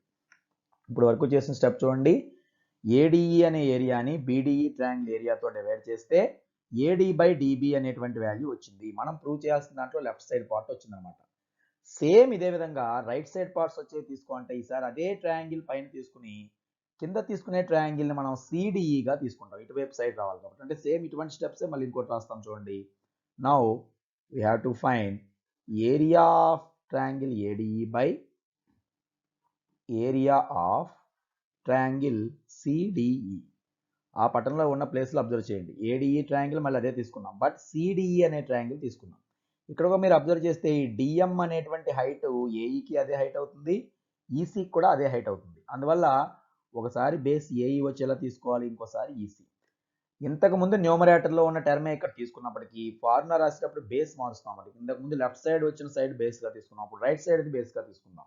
కాబట్టి ఇక్కడ ఏమవుతుంది, హాఫ్ ఇంటూ ఏడిఈకి బేస్ ఇక్కడ ఏఈగా తీసుకుంటున్నాం కాబట్టి ఇంటూ ఏఈ ఇంటూ హైట్ అంటే ఏఈకి పెర్ఫెక్ట్గా ఉంది ఇక్కడ డిఎం కాబట్టి ఇక్కడ ఏమొస్తుంది ఇంటూ డిఎం బై సేమ్ ఇలాగే సిడిఈ యొక్క ఏరియా మనం అబ్జర్వ్ చేస్తే సిడిఈ అనే ట్రయాంగిల్ ఎలా ఉంది కనుక దానికి బేస్ ఈసీగా తీసుకుందాం రైట్ సైడ్ ఉన్నది. So half into EC into మరి ఆ ఈసీకి కూడా హైట్ డి నుంచే గీయాలి, అక్కడ పెర్పెండిక్యులర్గా డిఎం వైపు వెళ్ళింది కాబట్టి ఆ హైట్ కూడా ట్రయాంగిల్కి ఎక్స్టర్నల్గా వచ్చినట్లు అది డిఎం. సో ఇక్కడ కూడా ఈ half of cancel, same height రెండింటికి ఉంది కాబట్టి దీని రిజల్ట్ మనకి ఏఈ బై ఈసీ అని వస్తుంది. ఇది సెకండ్ ఈక్వేషన్. ఇప్పుడు మీరు ఈ బేసిక్ ప్రపోర్షనాలిటీ థియరం ప్రూఫ్ అంతా కూడా మెయిన్ ఈ రెండు స్టెప్లోనే ఉంది చూడండి. ట్రయాంగిల్ ఏరియా ఫార్ములా రాసుకోవడం వచ్చి వాటిని కంపేర్ చేయడం మనకు వస్తే సరిపోతుంది. అంటే ఈ రెండు అబ్జర్వేషన్స్లో మనం చూస్తే ఏమవుతుందంటే ఈ రెండు ఫ్రాక్షన్స్లో కూడా న్యూమరేటర్ ఈక్వల్ మనం తీసుకున్నది. ఏడిఈ ట్రయాంగిలే న్యూమరేటర్గా తీసుకున్నాం, బట్ డినామినేటర్ మాత్రమే డిఫరెంట్గా తీసుకున్నాం. బట్ ఆ డినామినేటర్స్ మనం గమనిస్తే బిడిఈ సిడిఈ అనేవి ఒకసారి అక్కడ పటంలో చూస్తే ఈ విధంగా ఉన్నాయి. ఇక్కడ డిఈ అనేది బీసీకి ప్యారలల్గా ఉంది. మనం వి ట్రయాంగిల్స్ గురించి చర్చిస్తున్నాం, ఒకటేమో బిడిఈ మరొకటేమో సిడిఈ. మరి వీటికి ఉన్న లక్షణం ఒకసారి అబ్జర్వ్ చేయండి. ఇవి రెండు ప్యారలల్ లైన్స్ మధ్యలో ఉన్నాయి, ఒకే బేస్ కలిగి ఉన్నాయి. ఒకే బేస్ దేనిగా తీసుకోవచ్చు, బీడిఈకి కానీ సిడిఈకి కానీ ఆ పేరులోనే కామన్గా డిఈ కనిపిస్తుంది. అంటే ఈ డిఈఏ రెండింటికి కామన్ బేస్ అనుకుంటే మనం ఇటువైపు నుంచి చూసినట్లుగా ఆలోచిస్తే ఒకే బేస్ పైన ఉంటూ మనకి అంటే బేస్ ఒకటే ఉన్నప్పటికీ ఆ మూడో వెర్టెక్స్ డిఫరెంట్గా ఉండడం వల్ల ఒక ట్రయాంగిల్ ఇటువైపుకి ఒక ట్రయాంగిల్ ఇటువైపుకి మనకి స్లాంట్ అయి ఉంది. అందువల్ల వీటి హైట్ మాత్రం మారదు. కాబట్టి సేమ్ బేస్ ఉండి ప్యారలల్ లైన్స్ మధ్య సేమ్ హైట్ ఉంటుంది కాబట్టి ఆ రెండు ఏరియాస్ ఎలా ఉండాలి? ఈక్వల్గా ఉండాలి. అంటే ఏరియా ఆఫ్ బీడీఈ ఎంత ఉందో ఏరియా ఆఫ్ సిడిఈ కూడా అంతే ఉంటుంది. ఇదే విషయాన్ని ఇప్పుడు మనం స్టేట్మెంట్ రూపంలో మెన్షన్ చేస్తాం. అంటే మనం 9th క్లాస్లోనే నేర్చుకున్నాం అనుకున్నాం ప్యారలాలిటీ గురించి. ఇక్కడ ఫ్రమ్ 1 and 2 ఈ రెండింటి నుంచి మనం గమనించాల్సింది ఏంటంటే from 1 and 2 triangle ADE and triangle CDE, అంటే ఇది 1 and 2 నుంచి మాత్రమే గమనించినట్లు కాదు కానీ మనం జనరల్గా చెప్పేది అనమాట. సో ఇక్కడ ఫ్రమ్ 1 and 2 అనేది రాయనవసరం లేదు. Triangle ADE and triangle CDE ఈ కండిషన్ రాస్తున్నాడు. But triangle ADE and triangle CDE are on the same base. ఇవి రెండు ఒకే బేస్ని కలిగి ఉన్నాయి. ఇక్కడ ఉన్న రెండు ట్రయాంగిల్స్ కూడా ఒకే బేస్ పై ఉన్నాయి. ఆ బేస్ ఏమిటి? డిఈ. మీకు ఈ రెండు నేమ్స్ చూస్తేనే తెలుస్తుంది చూడండి, రెండిట్లోనూ DE common side. Are on the same base DE and lie between. అంతేకాకుండా అవి వేటి మధ్య కలిగి ఉన్నాయి అంటే రెండు ప్యారలల్ లైన్స్ మధ్య. Lie between two parallel lines. ఆ ప్యారలల్ లైన్స్ ఏమిటి అనేది కూడా మనం చెప్పొచ్చు. అక్కడ ఉన్నటువంటి రెండు ప్యారలల్ లైన్స్ ఒకటి డిఈ అండ్ ఇంకొకటి బీసీ. సో టోటల్గా ఈ స్టేట్మెంట్ అబ్జర్వ్ చేయండి.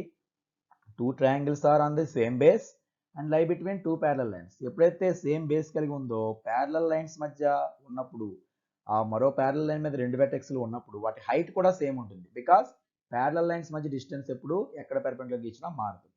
కాబట్టి ఆ రెండు ట్రయాంగిల్స్లో ఉన్న డినామినేటర్స్ మనకి అంటే రెండు ఫ్రాక్షన్స్లో ఉన్న డినామినేటర్స్ ఈక్వల్ అని చెప్పొచ్చు. So therefore area of triangle BDE is equal to, చూసారు కదా ఇక్కడ వాస్తవానికి మనం ఇక్కడ రాయాల్సింది ఏంటి? ఏడిఈ కాదు బీడిఈ. చూడండి బీడిఈ సిడిఎల్ గురించి మనం రాస్తున్నాం. So area of triangle BDE is equal to area of triangle CDE అవ్వాలి, అంతే కదా. సో బీడిఈ అండ్ సిడిఈల ఏరియా సమానమైనప్పుడు ఇది కూడా మనకి ఈక్వేషన్ నెంబర్ 3 అనుకుంటే ఈ మూడు స్టేట్మెంట్స్ అబ్జర్వ్ చేయండి. ఏడిఈని బీడిఈతో డివైడ్ చేస్తే ఏడీ బై డిబి వచ్చింది. అదే ఏడిఈని సిడిఈ ఏరియాతో డివైడ్ చేస్తే ఇది వచ్చింది.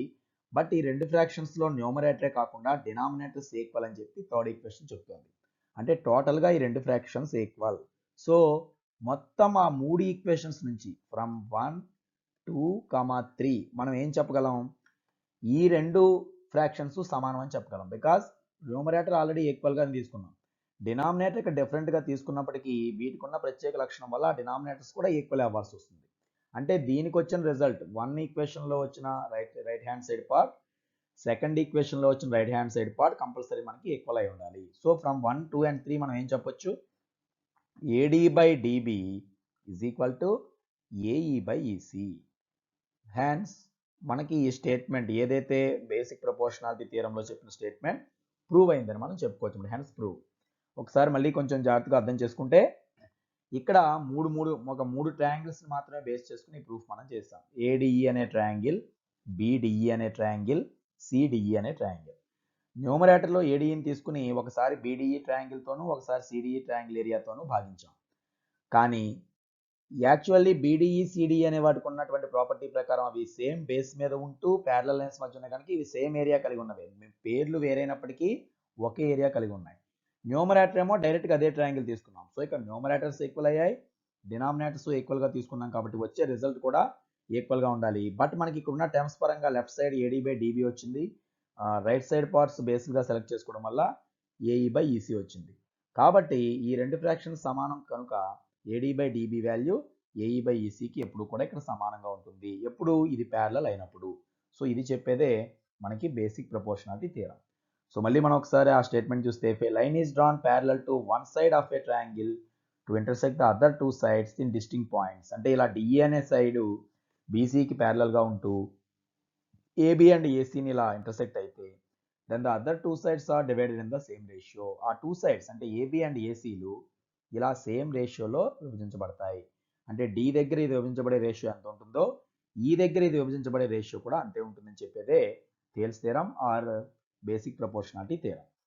మరి ఈ థియరంని దీని యొక్క కాన్వర్స్ని కూడా మనం ప్రూవ్ చేయొచ్చు. అది రాబోయే వీడియోలో ఇదే థియరంని మళ్ళీ ఒకసారి గుర్తు చేసుకుంటూ కాన్వర్స్ ప్రూవ్ చేస్తాం. ఆ తర్వాత వీటి మీద ఆధారపడినటువంటి ప్రాబ్లమ్స్ని కూడా మనం రాబోయే వీడియోలో సాల్వ్ చేద్దాం.